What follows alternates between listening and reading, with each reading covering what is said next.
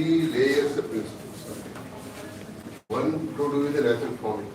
So slowly, as we started implementing the natural forming work, we began with the four wheels of Palika, but as we went along, we ended up with some 9 principles of natural forming.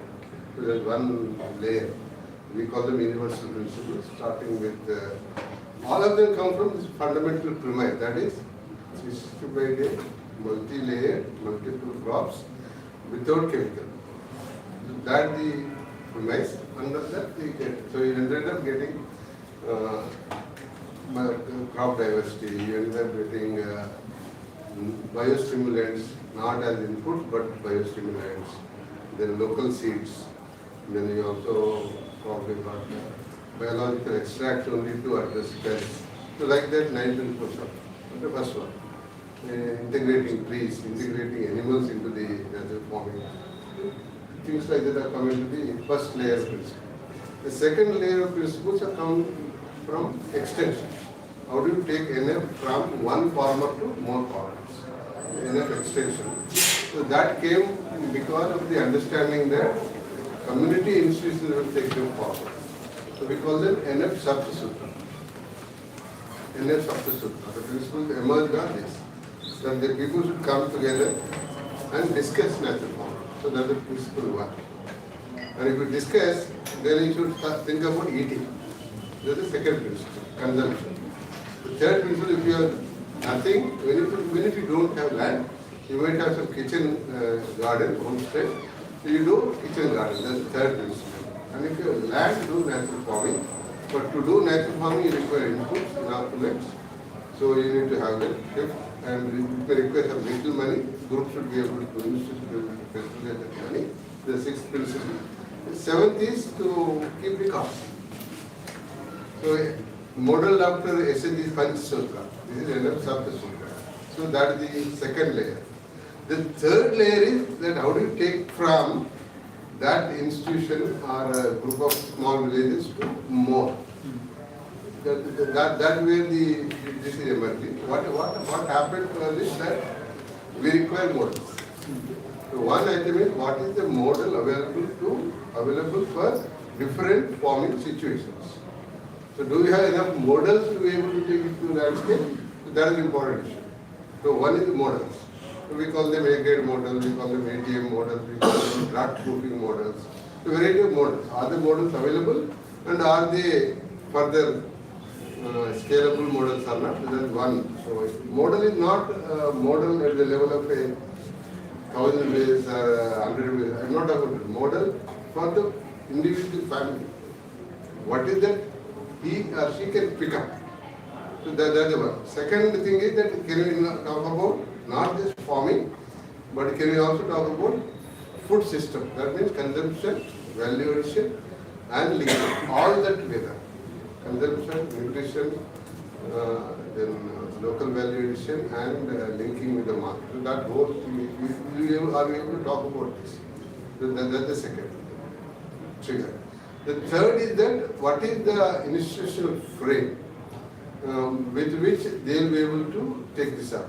Is it the SSG and federations, or an existing farmer producer organization, or a civil society organization in partnership with some existing organization?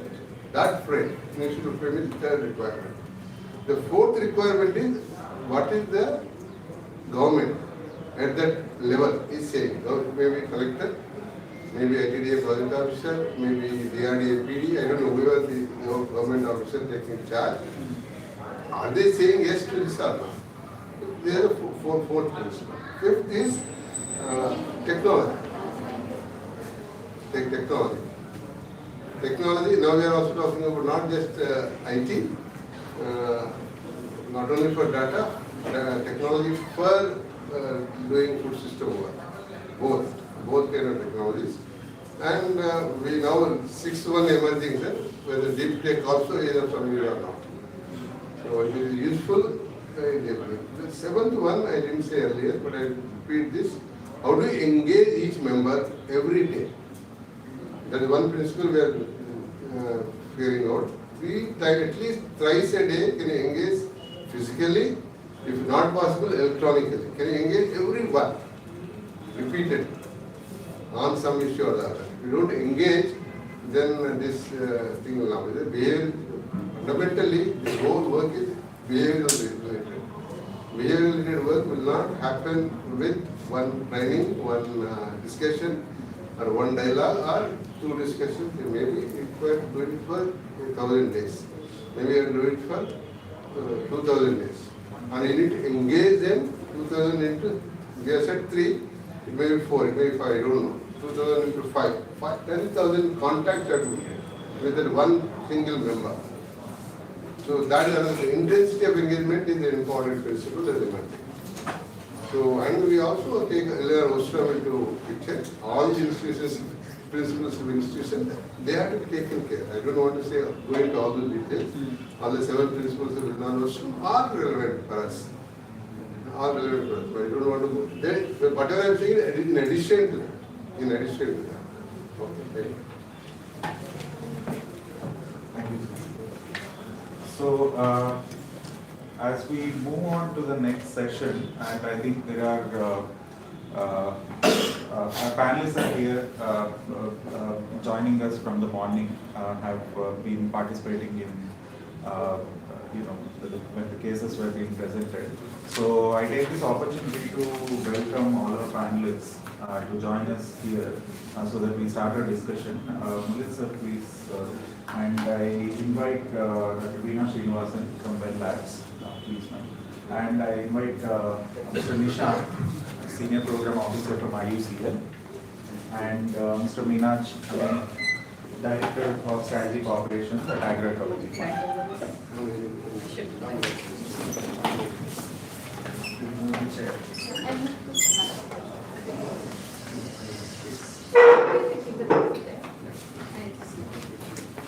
Yeah, that will not be very good.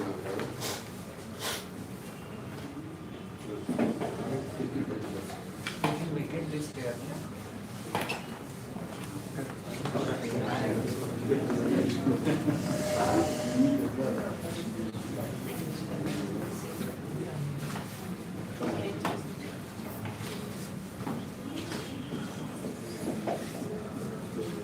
Thank you so much for joining us today. Just to set the context, because a lot of participants joined us after the break, we started off with this theme around the centrality of landscape-based or area-based approaches in sustainable development. So the first half of the session was 3 case presentations from different parts of the country, presented by two from Odisha, one from Kenjor district, presented by Mr. Mansingh Durga Prasad Naik here, who's representing an NGO called WASCA, which works in Kenjor. The second presentation was by Ms. Gigi Visha, who's representing Vasan, another NGO working on this landscape approach, particularly in Boipaguda block in Korapur district, Odisha. And then the third presentation was by Mr. Muralidhar, representing RYSS, an institution under government of Andhra Pradesh. They presented about the approach they are taking across different kinds of landscapes in Andhra Pradesh. Post the presentations, we had some question and answers and comments. Now, based on these presentations and in general also based on the work that each of our panelists are involved in, so we would like to take forward this discussion with some question and answer format, trying to unpack what does it take for putting the area-based approach at the center for sustainable development. So Anwar and I from Living Landscapes would be sort of moderating and asking some of the questions, and we will open it up to the audience following that for a wider discussion on this. I'll request Anwar to open up if there's any recap that we want to do, or should we start off with? For the benefit of the persons who join this session.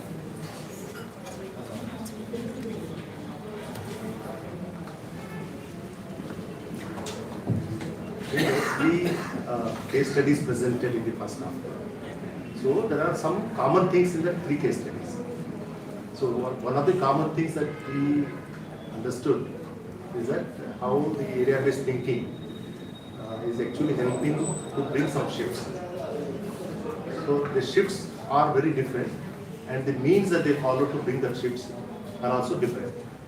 So I'll just go by Oscar. Mansingh ji, he narrated, I think, how that landscape was, how was that, earlier, the kind of problems that they had, and then how that they have led into a regenerative landscape. That's the kind of shift, I think, that kind of journey that they have described. And they also, one of the key key messages that what they shared is not project thinking that's important for us. So shifted even our thinking from project to area-based thinking, and that's one shift. Second, also said that I think the community institutions play a major role. That kind of a right understanding, awareness, and then leadership is very critical. In the story that they explained, that that how the community leadership has played, that also they explained. Third thing also they explained on the kind of convergence effort that happened.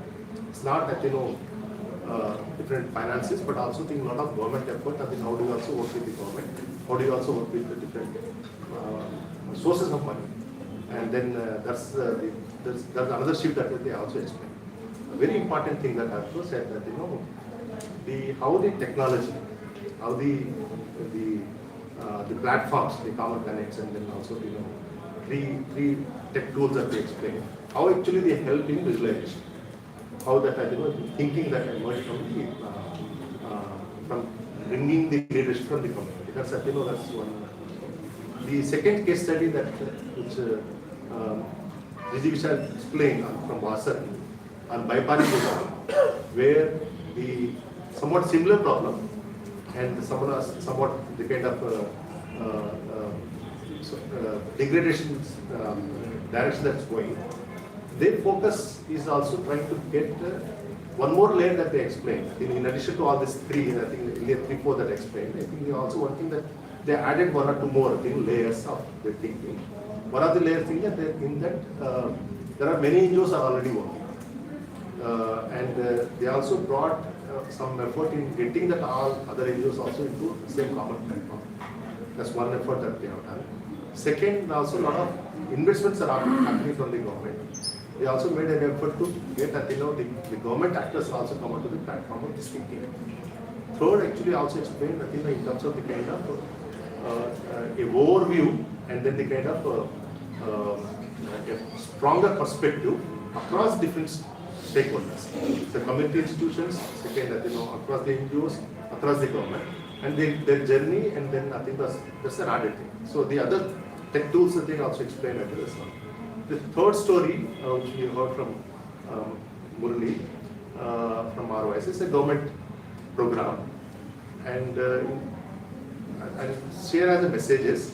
One message is that what I heard from them, there is a knowledge commons. Even the knowledge has to be a common story, the common story. That's something that he added as one strong messaging.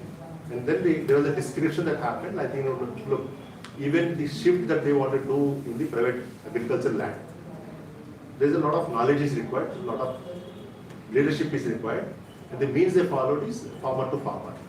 And then they believe that in the women as the farmer, their entire story is keeping the women farmers at the center stage. The knowledge transfer is through women farmers. That one thing.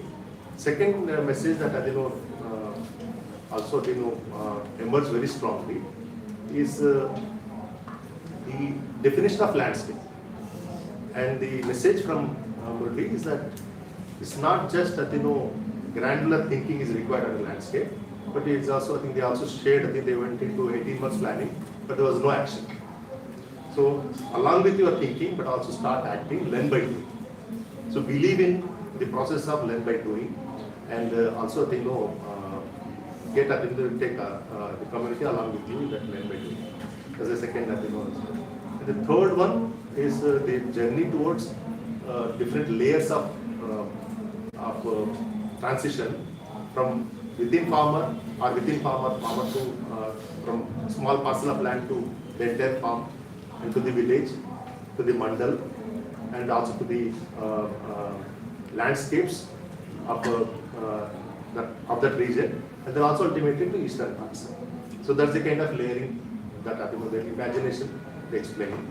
And they believe on the importance of also having stronger convergence framework. And for all the convergence, I think they believe the community should play center. So this is what actually brought a message that was. Now I leave to proceed to.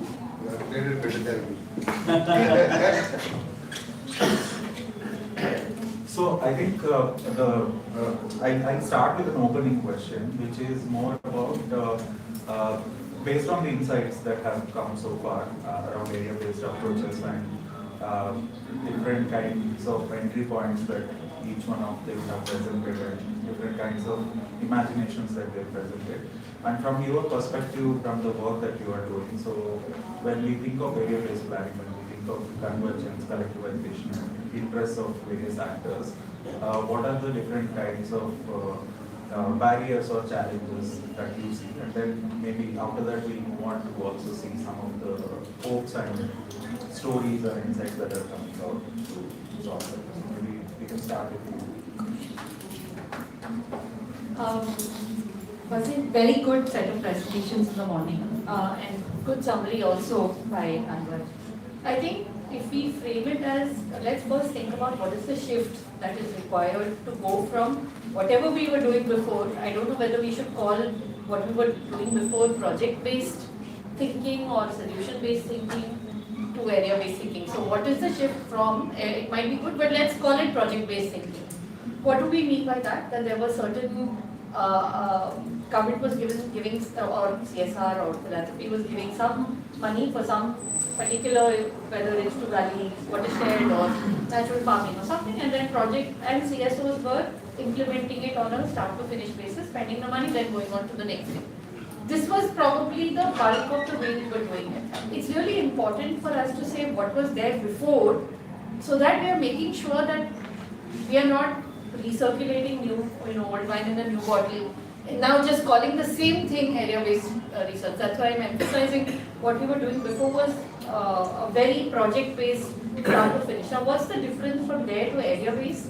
Is that here you're saying firstly the locus of power or decision making should sit with the community-based organizations, whether SNGs or it could be if we work in Canal Command areas, what is the cooperatives or FPOs or whatever it is, but collectives of people that live in the landscape who intend to own the landscape and not leave the landscape no matter what happens.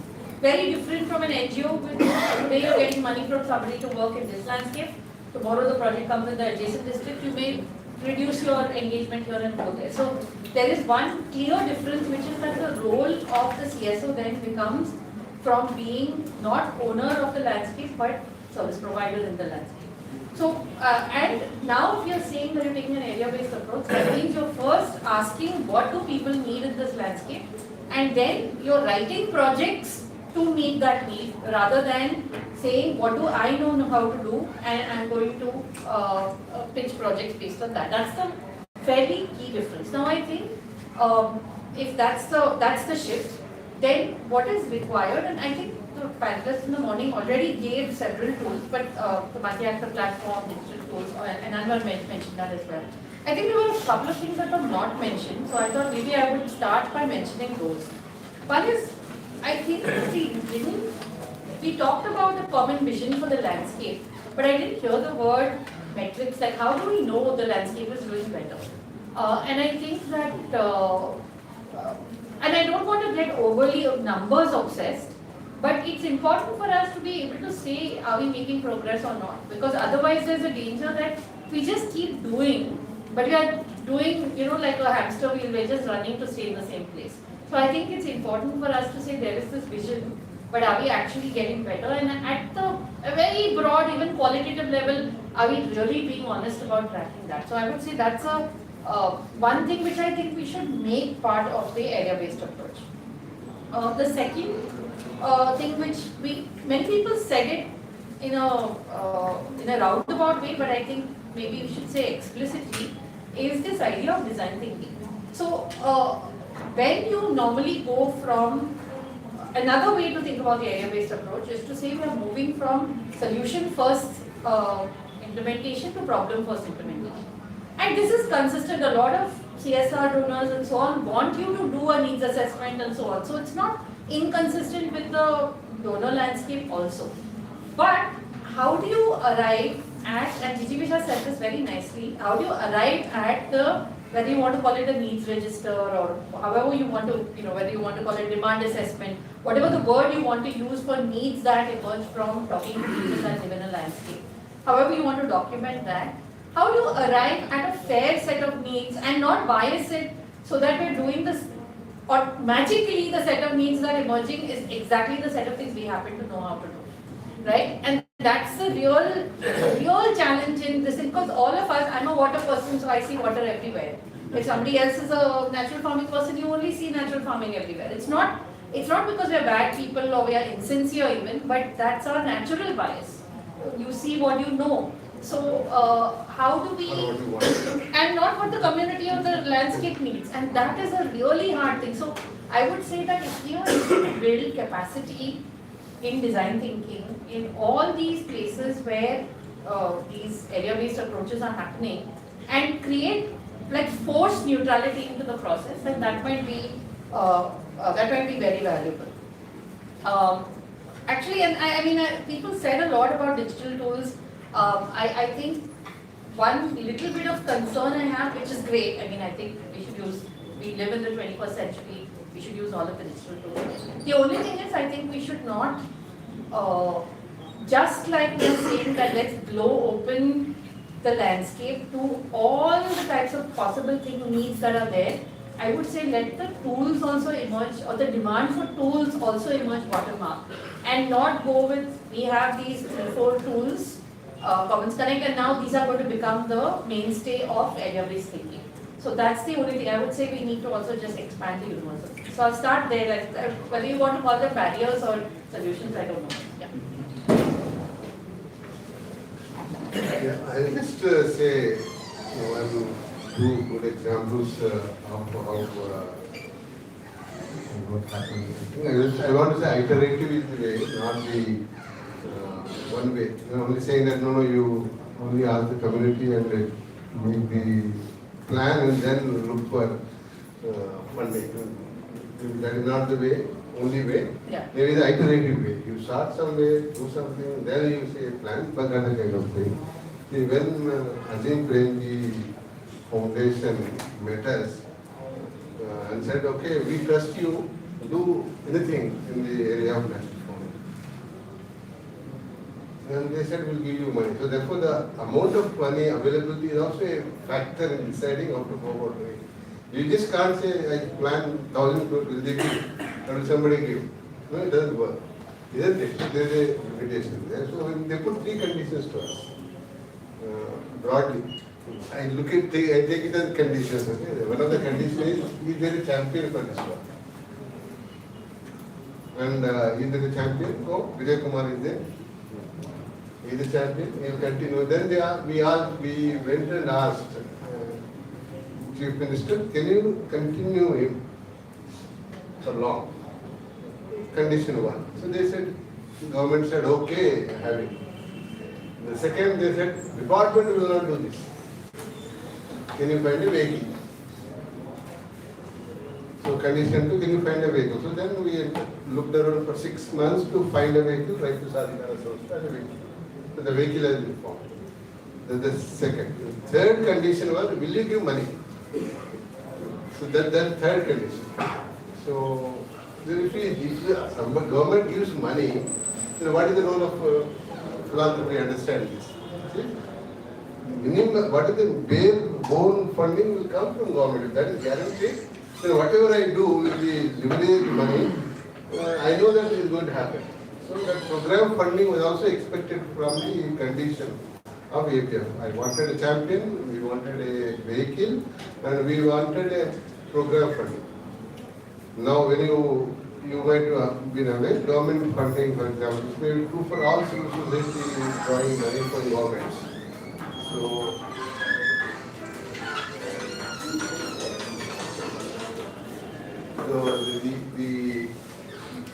program funds only come with 2 to 5% administrative cost.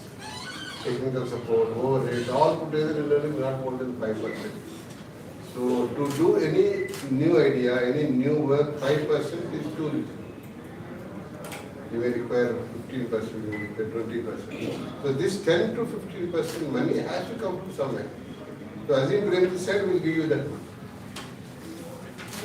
You try, when you require technical help, we'll give you money. If you require any partner to be taken up, we'll do that. So this is that. So these 3 conditions fulfilled, then the money is available to you to try things. Then we go about trying, planning, doing something and replanning, doing something and replanning on fast.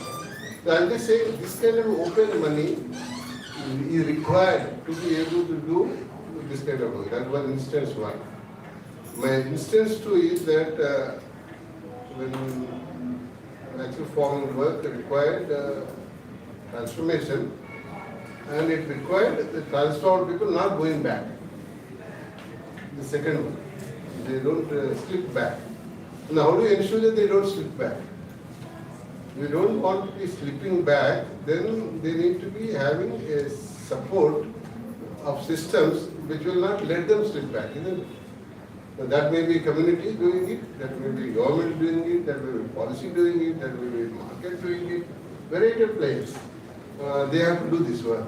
And they have to be mobilized and organized. And that required help. That required lots of dialoguing and pushing, pulling, all that.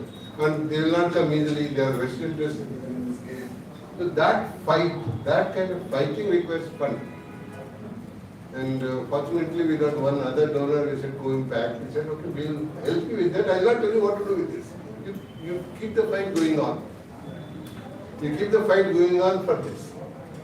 They give money for that purpose. They didn't tell me what to do with that money. Except saying that you only want this fight purpose. Fight 1, fight 2, fight 3 purposes. It can be people, it can be pilot, it can be model, it can be examples, it can be campaign, it can be culture, or related work, anything you can do as long as it is able to find. So these are 2 dimensions. So I would expect this kind of thinking, iterative and openness to emerging plans, openness to support emerging plans. So these are the 2 things that are required in taking agenda into area. Agenda has to be area, agenda has to be global, it is not even area. Area is only one step towards global. Some issues are so global, we have to do entire world, isn't it? Entire state, entire country. And area is the only way we can start adding more and more areas so that it will become national. So those are the 2 points, activity and openness to emerging plans.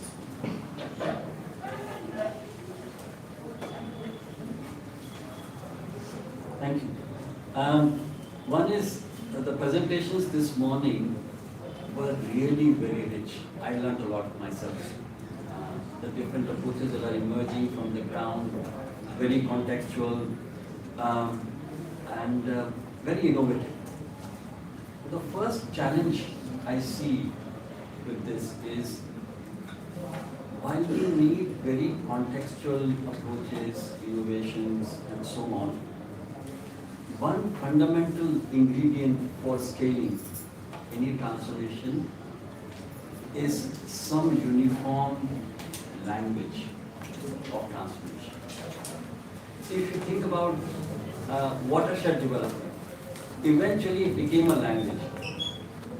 And that's how it scaled. It was adopted by NABARD, many other actors, and so on. Right now we are going through this very chaotic phase of moving from project-based approaches to area-based approaches.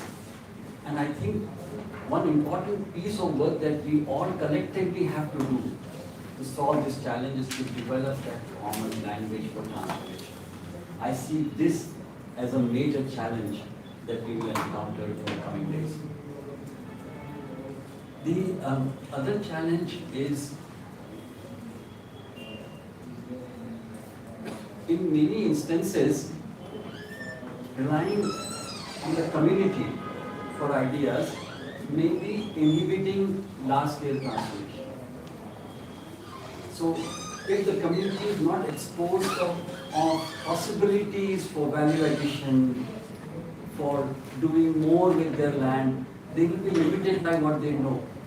Their knowledge is critical and the most important ingredient, but bringing other ideas to the table so that their thinking is enriched, and based on that we look at transformation would be very helpful. So how do we bring in ideas? Because ideas keep fusing together, right? Ideas don't just come from local communities, they come from markets, they come from everywhere. Right? And that fusion is needed. The last thing is, as a challenge I see, that sometimes we plan based on what we see on the ground today. And some of these plans, as Murli sir has hinted, this could be very long journeys, 2,000 days. Yeah. Things are changing in front of us. And the changes are happening on various fronts. One major front is how the young people see agriculture. What are their aspirations? And even in tribal belts where most of us are active, as literacy rates improve, the aspirations will change. How do we adapt our approaches to that? The second thing is the need in most cases, because our basket of spending is not just food anymore. And as the literacy rates go up, the quality of life goes up, the proportion of income that goes into food goes less and less. So the need is not just nutritional security in our communities in years from now, but also cash, income, well-being. So how do we ensure through these landscape approaches more and more value addition and making it aspirational for local communities? I see this as a major challenge as well. Thank you.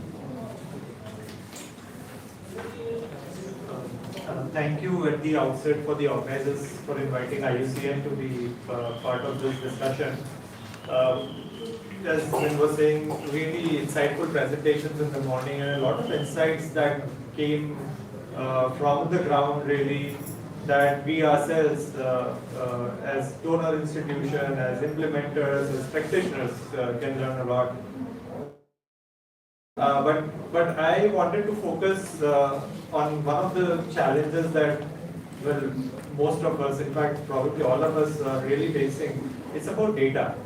And we're not talking about paucity of data. We are talking about a problem of plenty. There is data everywhere.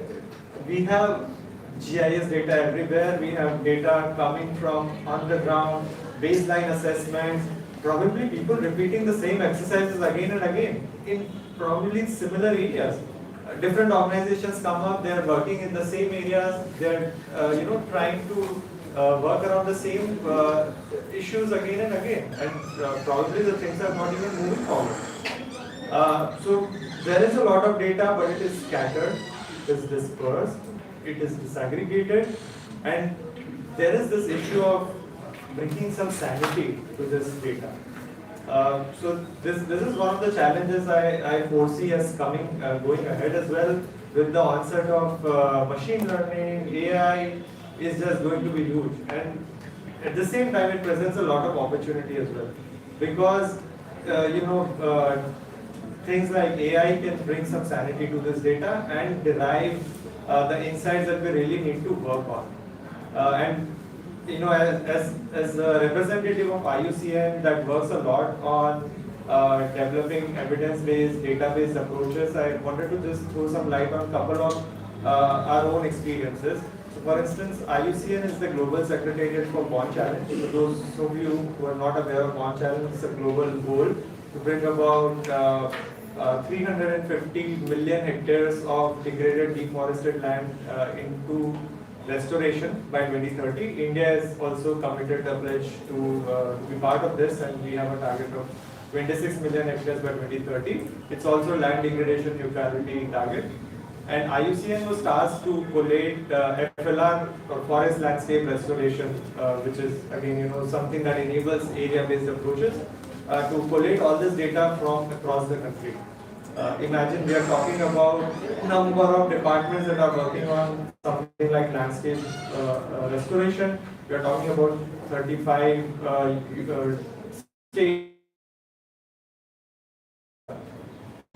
Bounds for anyone to envisage. And then we started using an online tool that IUCN had developed called Restoration Barometer, which simplifies all this FLR for landscape restoration and puts things into perspective.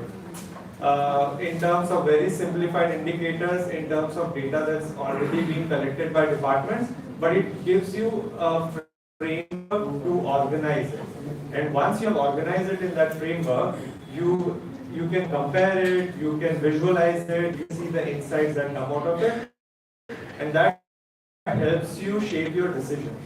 So what I mean to also links to that. So there are already available tools that we need to be aware of and we need to be using so that we can bring some sanity to the challenge of the plentiness of data. That is possible.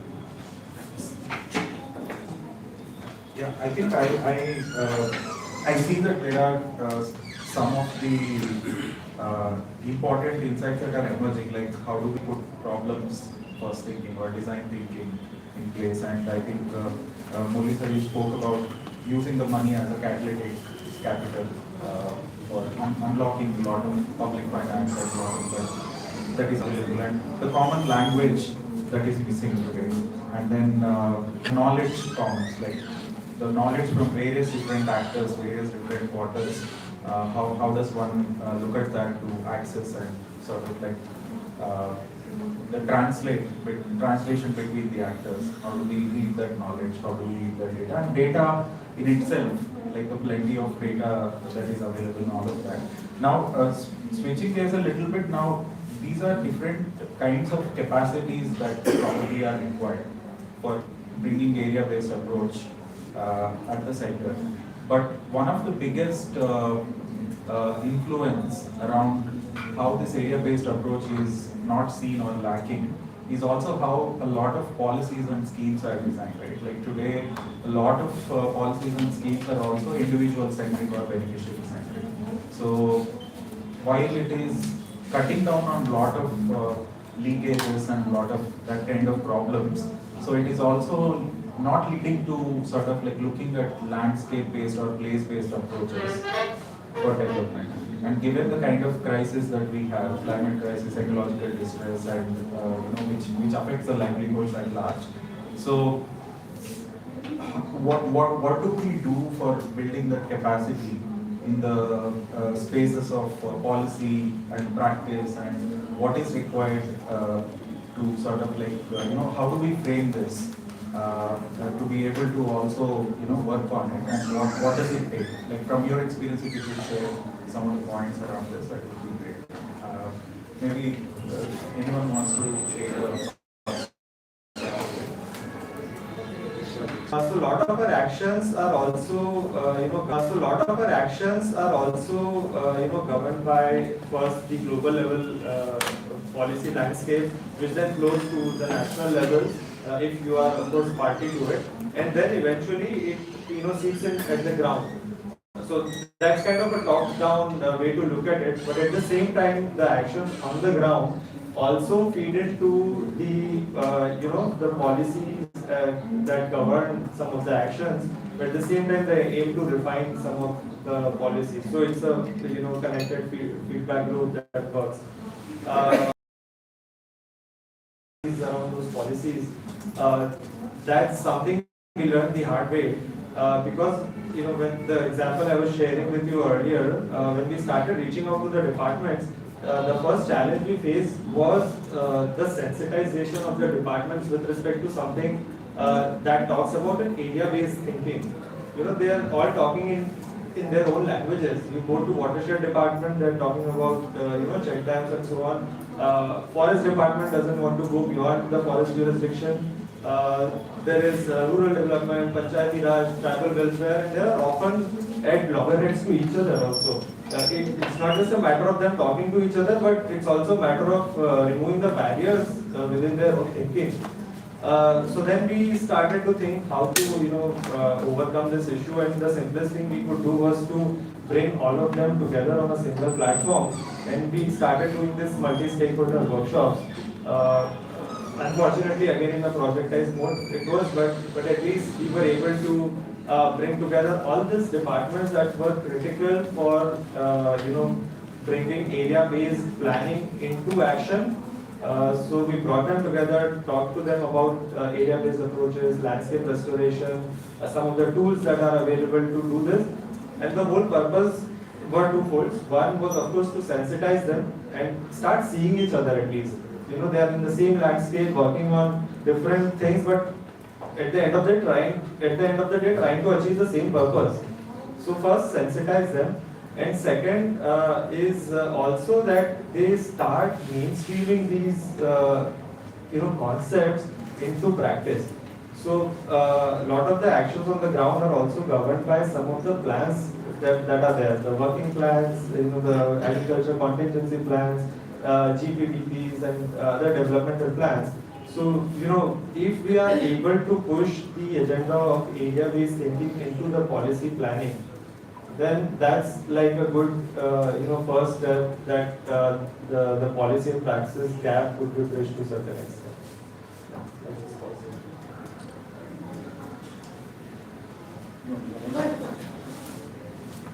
I was just going to say that, Kaushik, what you asked is,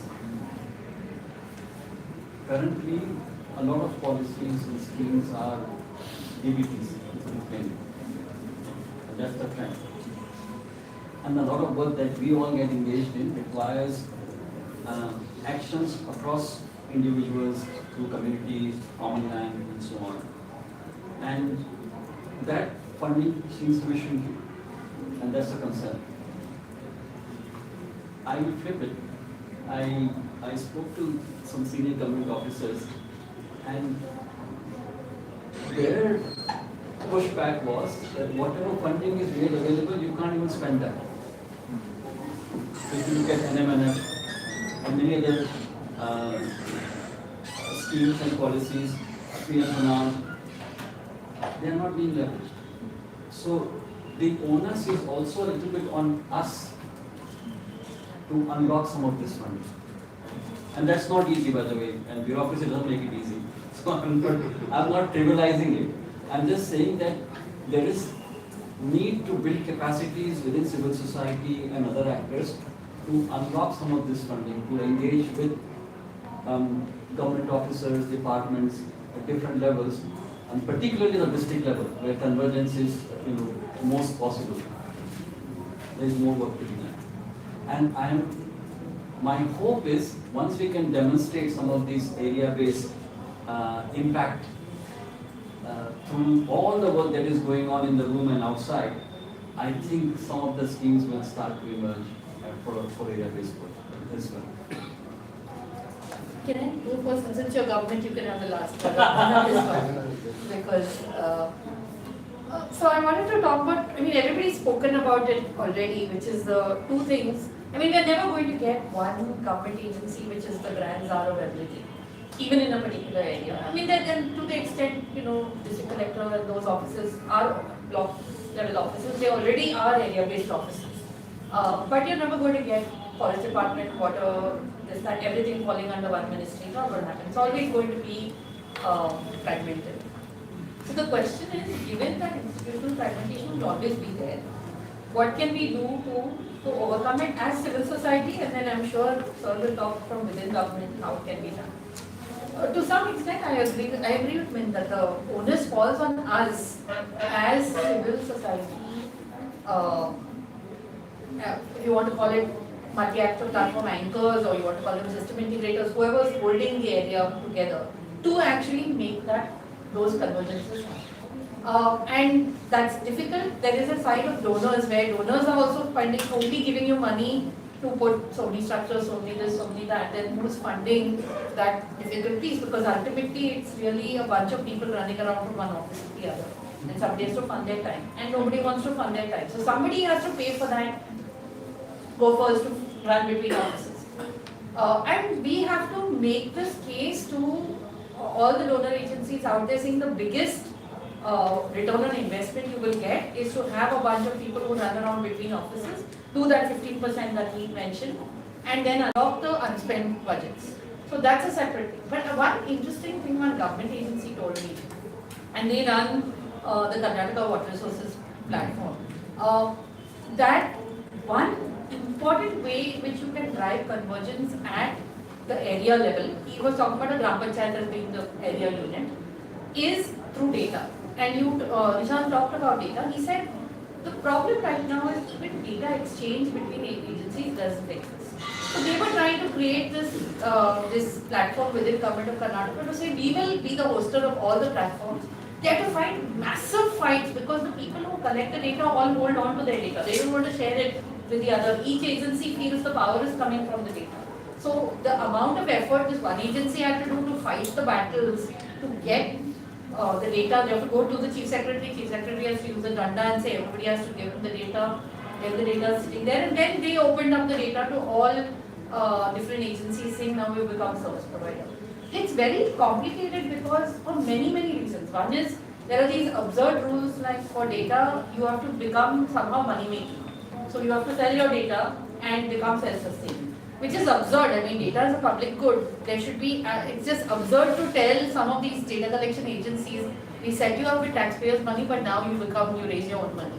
And therefore, and then nobody puts data budget there within the agency to say, you pay that agency to get the data. So, as a result, nothing gets transferred, and if nobody is working off the same data set, I mean, in Karnataka, we counted drain gauges itself. There are like 5 agencies which have their own drain gauges. KSNDMC, Water Resources Department, Department of Economics and Statistics, and probably there's a couple more which are slipping my head. The IMD, of course, has its own. So that's absurd, you know. And so I think that one important driver of convergence is somehow architecting data sharing mechanisms. Whether, and I don't know, there may be many different models for this, but I think it's worth us talking about. And the second is convincing donors to fund people within your area,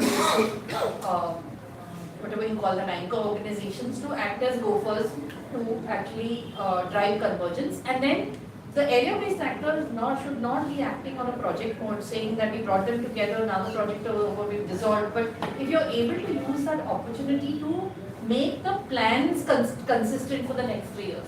So I'll give you an example from urban, not rural. In Bangalore, for example, we have this big World Bank loan coming in for like 3,500 crores.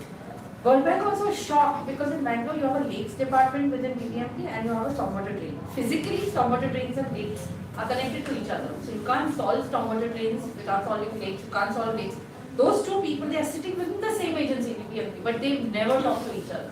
So to the point that then one of the key things becomes, can you make a zonal drainage master plan? So that involves the agency. So I think if we are able to drive some of that money, so that for the connecting of agencies to be at the plan level and not just the one time in a project they had everybody in a room, they got to know each other. I think that would be my second solution.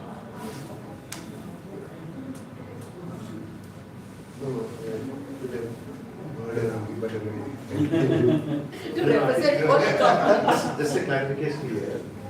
You are on the panel as an independent. Yes, but he'll have insight from government. Sorry, I just want to give that clarification because you are also equally connected to civil society.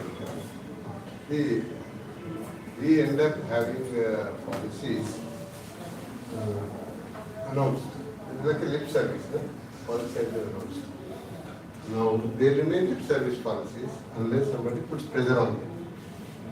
So that is the first step. So, policy announced is not guaranteed that it will happen. For example, 3 years, 4 years, 5 years now, when national reform mission will come. Modi announced, Prime Minister announced, Finance Minister announced, Parliament is over. But they didn't take, only last year they finally said, okay, we'll do. and they give some money. So that means framework without budgets, no value. So announcing policy, then announcing budgets, announcing a structure to do it, announcing a structure to do it, then having a structure to do it, all that will be critical. Just a policy announcement, 16 states in the country have a natural founding or urban policy. But they do nothing. They do nothing. And AP doesn't have a policy. Which is doing within farmers, but we don't have a policy. So I just got the policy. So PM Pranav we mentioned, you said PM Pranav is there, we can track. But PM Pranav has not put a mechanism to track. They didn't put a mechanism to track. The mechanism should be there. No? How do I tap it? And we all do the state government tap. And state government, how will it do some work without money? You have to give it. Give that money to state government first. Then only they do some work, then only they can tap. So that is the kind of question. Structure, mechanism, all that is very important. So the second is, within our own organization, government organization, also there is a need for working together.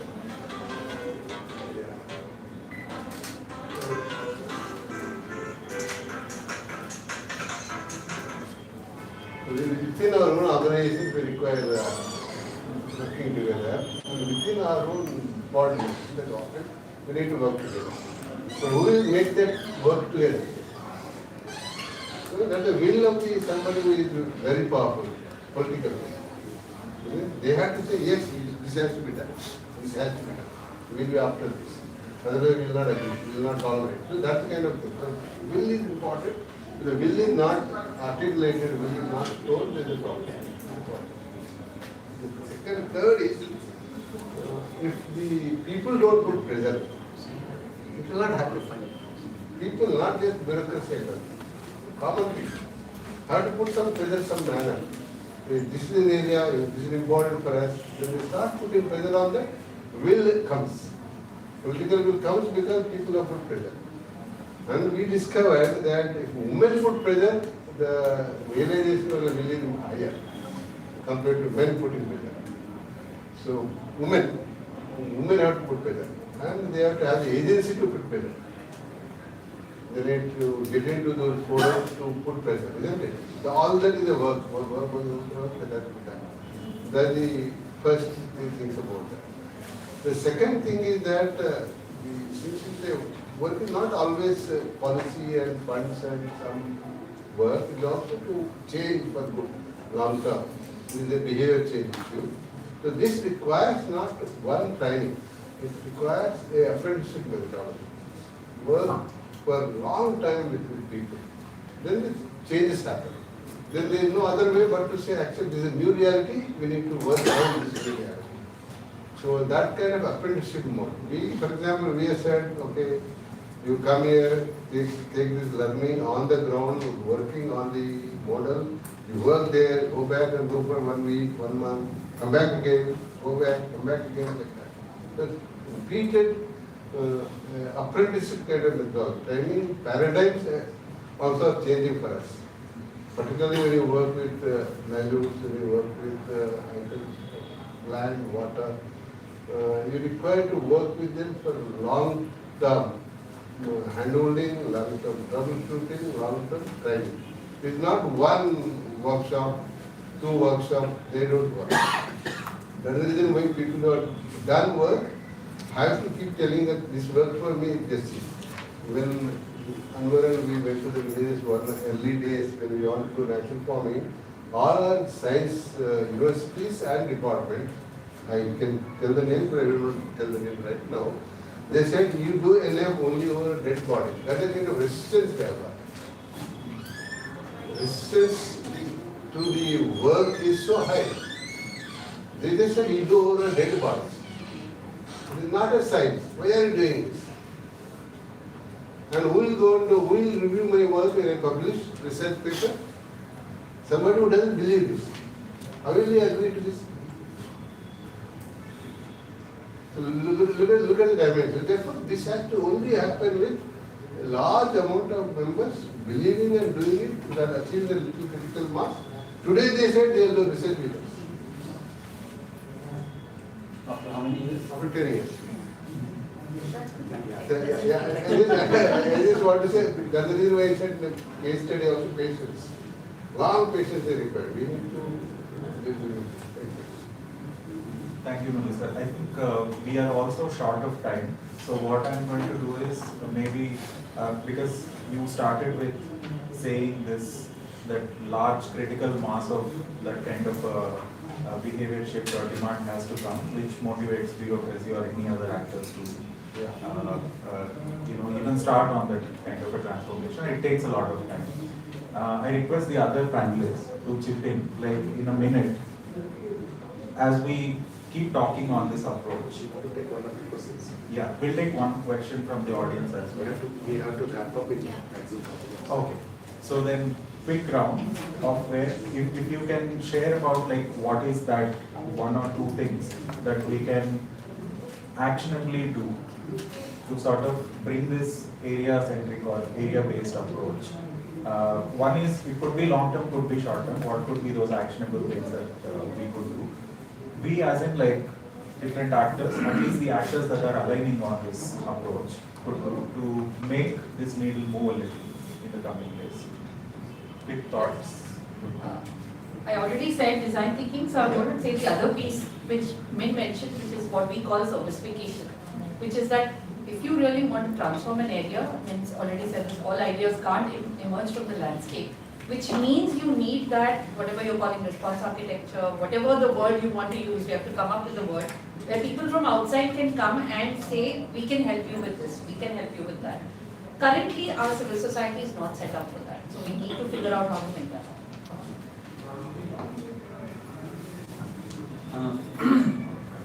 Yeah, for me, I think I mentioned this earlier, if we really want large-scale transformation to happen, we have to collectively co-design some of the core principles of how this will be. We can all have very diverse approaches on the ground, which is required. But what is it that we can come together for that attracts government funding, private sector, markets, and so on? I think I would say financial convergence is it could be a game changer, because I agree with Min to some extent when he says there is a lot of funding available already. Public finance is there, but we'll have to map it properly, right? So there are various schemes, MG Narega, Green India Mission, different departments have their own schemes and funds allocated to it. And they have this annual planning operation, wherein they allocate budgets to different activities. So we go with our plans to them and try to build in our plans into their planning processes, so that we are able to bring about this financial convergence wherein already available money is at least made use of. And then we start thinking about the blended approaches. So we'll open it up to one or two questions from the audience. I think the panel has already reached the stage where we're talking about actionable points, but I think crux of it, all the three case stories and also somewhere here we were talking about GPDP as an institutional mechanism which becomes a mother of all the planning and implementation and monitoring. But I think there is not enough of investment in strengthening or making it possible. From your example, if there is any actionable thing that one can do, and it can become a policy guideline for all the states at a scale, if you can kind of give that.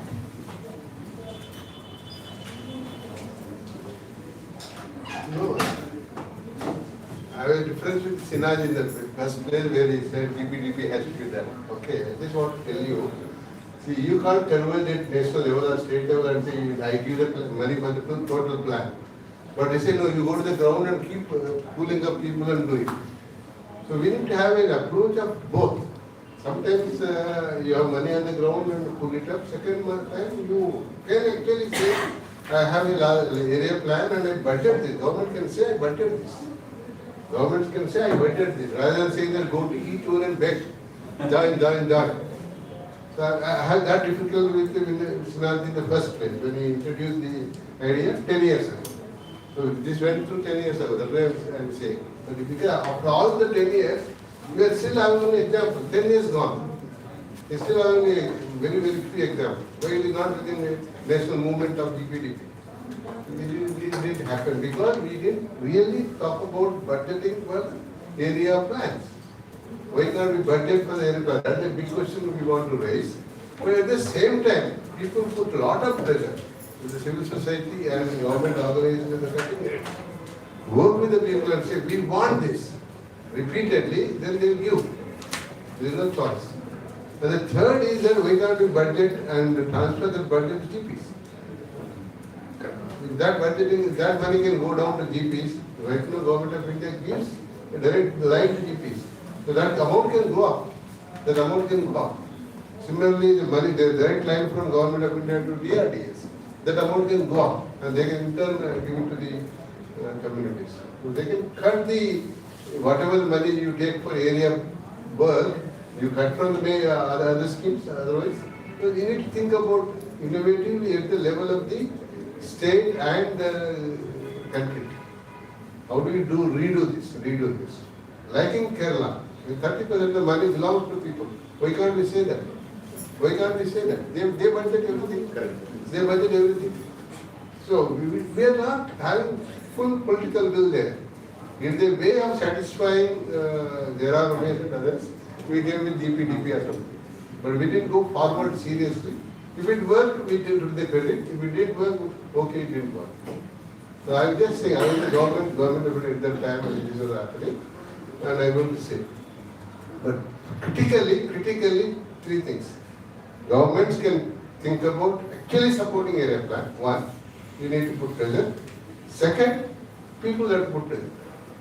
These two if you do, and the philanthropic support, CSRs can say, we give an example how it works. Do this. Then if it works, government will go. Government will never do total palliative. They just can't do. They are not designed for that. It has to be done elsewhere. So somebody else has to do. Model is there, example is there. Now can you do this kind of thing more? Then government may say yes. Government may say yes. So that is my understanding of the area plan. GP is definitely the first unit, best unit. We are running out of time. I think we can. Okay. Yeah. So because there are other sessions lined up, I guess. Okay, one more question is. Shashank, you want to ask? So the thing that ma'am told, so the two things clearly emerged from program to India. One, 2 years back, in one village of Panchayat, many government people, they were going and doing works inside those. Now, some intervention of the map process and other things. So if they come into the same people, those who are funded. So this is the way that is going forward. One. Second is that so when we are scaling stuff, we need to think very critically with the institutional group. Because when we are scaling with the thing which is the best practices. But also we should look more into that. The problems should not scale up. Okay. So that is where we are spending quite a lot of time. That these things we need to.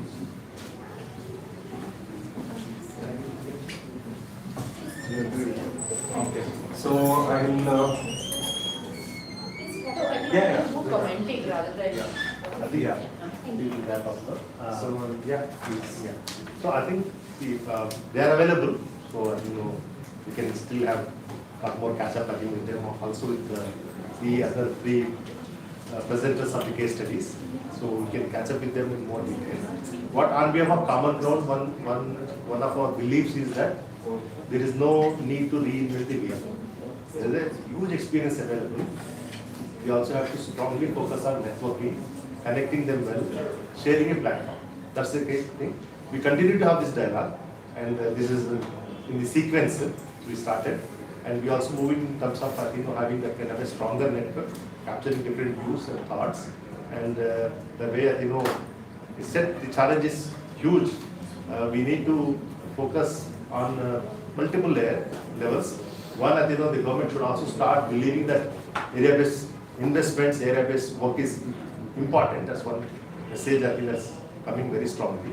Second, we need to have very strong ground actors. We need to have the map processes, the stewardship, the institutional processes, the panchayat system. I think that's the second. Third, also, the one larger message I see that look for adjacencies. We have so many schemes. The budgets are not being utilized. How do we also converge? How do we also look for adjacency? Adjacency when I mean when there is a program is happening. Get a user mechanism, also get other departments, look for other conversions. That's like a broad look. And thank you so much. Thank you for the panelists as well as also case study presenters. So this is an ongoing discussion, so we request you to note the email ID if anyone wants to be part of it. We would love to engage from the common ground. Thank you.